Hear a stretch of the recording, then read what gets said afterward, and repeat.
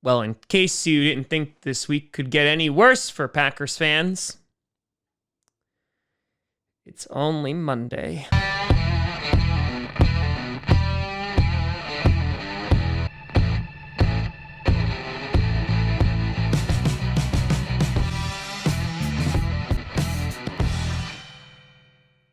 Grossi Posse Packer Nation.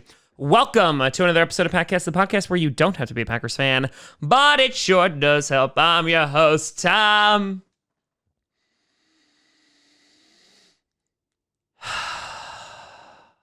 Grossi, and today we will be talking about a litany of topics, including A.J. Dillon being diagnosed with COVID, the Packers apparently making a call in to get Antonio Brown, and taking a look at this Thursday's game as the entire 49ers roster is injured.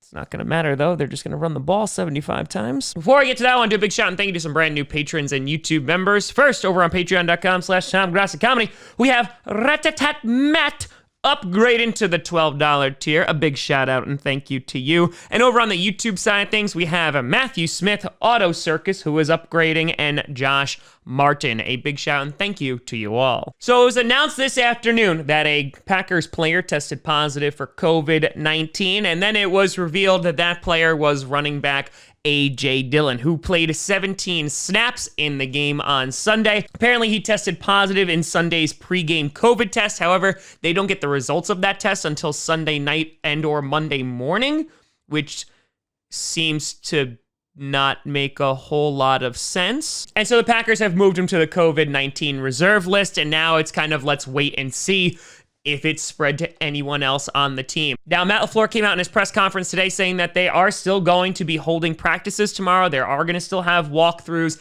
Everyone's going to be decked out in their protective gear.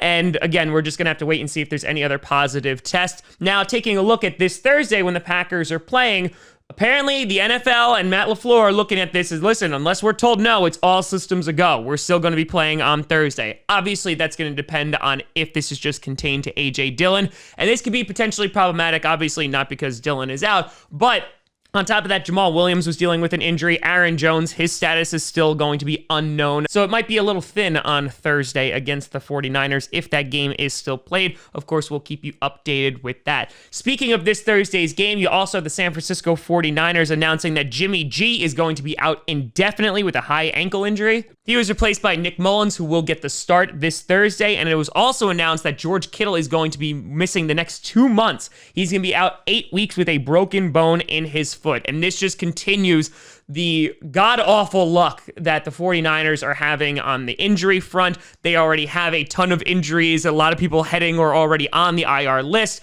And so you will have a depleted 49ers team who will be taking on the Packers this Thursday. So hopefully we win, because if we don't, there's not going to be enough toasters for that bath. In other news, you had Adam Schefter going on the Pat McAfee show today and said that he believed that the Packers checked in with Antonio Brown before he wound up signing with the Tampa Bay Buccaneers. Now, I know this has gotten reported, and this might be getting blown out of proportion a little bit. He is saying he thinks that they checked in, and obviously it didn't work out, so there's no guarantee. But just looking at this, a lot of fans might be scratching their heads and going, wait, what? Why? While other fans might be like, see, Tom, I told you. However, Goody has come out and said multiple times that they are going to do their due diligence and they're going to call just about everybody. Obviously, the Packers have been tied to some wide receiver names, like guys like Will Fuller. And so the feelers are out there. They have until 4 p.m. Eastern tomorrow to actually make a trade.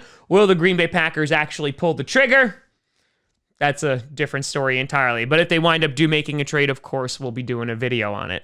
And finally, to bounce off of that, it's been Overreaction Monday. The sky is falling on Packers Twitter and all is lost. And listen, losing against the Minnesota Vikings was not the way that I wanted to start my week as we head into the season finale of America this week. However, I think it's important to realize where we actually need help. People were coming out and saying that Davante Adams is the only reliable receiver out there and that he was getting double covered, sometimes triple covered, still got 3 touchdowns, and we didn't really get the balls to any other receivers. You had obviously EQ with some big drops, and they're saying that's why we lost the game. Now, I'm not against getting a wide receiver, but if you watched yesterday's game and the main takeaway that you had from that game was that, oh, we could have won if we had a wide receiver, you're missing the blatant problem. There's a gaping hole that you're missing in the narrative. What's that gaping hole? The gaping hole that's in our run defense. Our run defense was pitiful. So yeah, maybe if EQ made a couple of those catches, we win the game.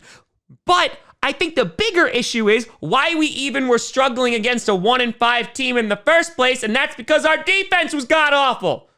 Priorities, people! So while I'm not saying that the Green Bay Packers could benefit from having a wide receiver, then they're just going to have to score more and more and more points because they are going to have to constantly catch up as all the teams run the ball down their throat, which doesn't seem to be very effective. Now, again, if we lose this Thursday because the 49ers just keep on handing off the ball over and over again, then yes, there should definitely be a lot of doubt in Mike Pettine's future. The Packers have gone defense in the first round of the draft for multiple years, and at this point, you could argue that the defense really hasn't made a huge improvement, right? They were better in some aspects last year. However, we're not getting pressure on the quarterback, the sack numbers are not there, and the run defense is not there as well. So yeah, Mike Pettine's seat is probably getting really, really warm now. I think it's going to take a whole lot more. I can't tell you what the exact problem is because I think that there are multiple problems, whether it's with the personnel not playing up to their potential, maybe they're being misused, or it comes down to the defensive coordinator's problem. But at the end of the day, the Green Bay Packers are still 5-2.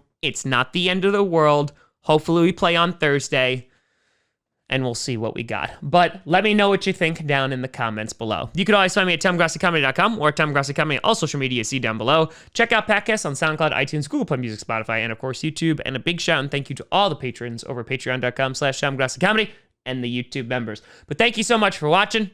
I'm Tom Grossi. And as always, go Pack Go.